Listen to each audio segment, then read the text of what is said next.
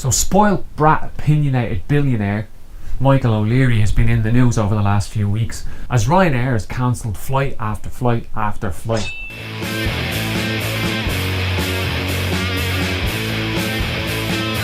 About 20,000 flights up to March 2018 have been cancelled so far, leaving tens of thousands of people in the lurch. In reality, the whole affair isn't about mismanagement of schedules, it's about a revolt by pilots. Michael O'Leary's anti-union, anti-worker strategy has blown up in his face, and unfortunately has blown up in the face of customers too. But the blame for the whole affair lies squarely with O'Leary.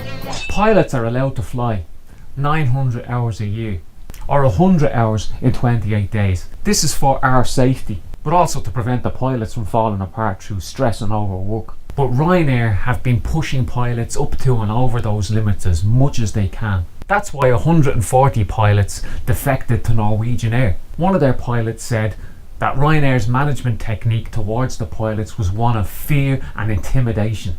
I mean, Ryanair staff are made to pay €360 for their own uniform, and they're made to pay a couple of grand for their own training. Not only does O'Leary try and wrangle as much money as he can out of the passengers, but he tries to wrangle and squeeze as much exploitation as he can out of his workforce. Ryanair was founded in 1984 by Christopher Ryan, Liam Lonergan and Tony Ryan, who it was named after. Their first flight was a 15-seater from Waterford to Gatwick in 1985. But it was the deregulation of the industry, championed by people like Margaret Thatcher, that gave Ryanair the inroad not only into British airports but European airports too. In 1987, Ryan hired O'Leary as a tax advisor. He sent him over to the States to look at how airlines over there were run. The Ryanair model was copied from Southwest Airlines. Reagan had smashed the airline unions in the States and paved the way for a low fares, low wage to workers airline that was anti-union and gave passengers absolutely no frills. They cut back every corner that they could. Even the Ryanair strategy of having identical planes was taken directly from Southwest Airlines. In the pursuit of profits, O'Leary took on a rabidly anti-union approach, employing pilots under bogus self-employment schemes, which leaves them prone to sacking with no sick pay, with no holiday pay, with no social insurance and no social welfare if you're sacked. Workers are sacked immediately if they join a trade union. O'Leary even threatened to pull Ryanair out of Denmark because of workers' rights in Copenhagen. There's huge pressure put on the workers to perform, not only the pilots but the cabin crew. The cabin crew have to sell one perfume,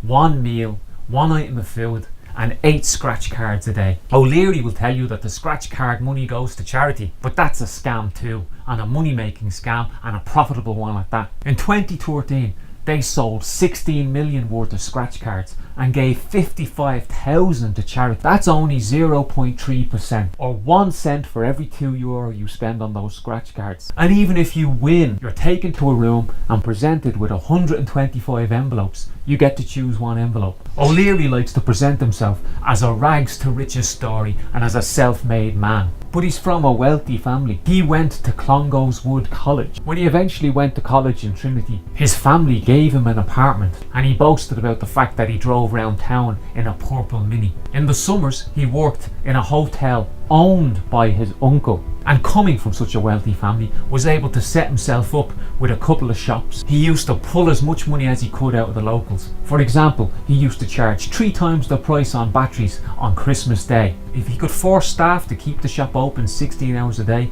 well, that's what he did. But just like a lot of opinionated, wealthy, privileged brats, he has a tendency to shout his mouth off. He said the Germans would crawl over broken glass to get a low fare. Or insulting the French, he said the French have no philosophers. Maybe he hasn't heard about Voltaire, Rousseau and the Enlightenment. But O'Leary hates the French because he hates French workers. He hates their militancy and he hates their confidence. When asked who his favourite politician was, he said Margaret Thatcher. He's also a man that doesn't give a damn about climate change. But what does O'Leary say about environmentalists? He says we should shoot them. O'Leary is a privileged, right-wing, boorish, sexist, racist, anti-working class fool whose anti-worker strategy has blown up in his face.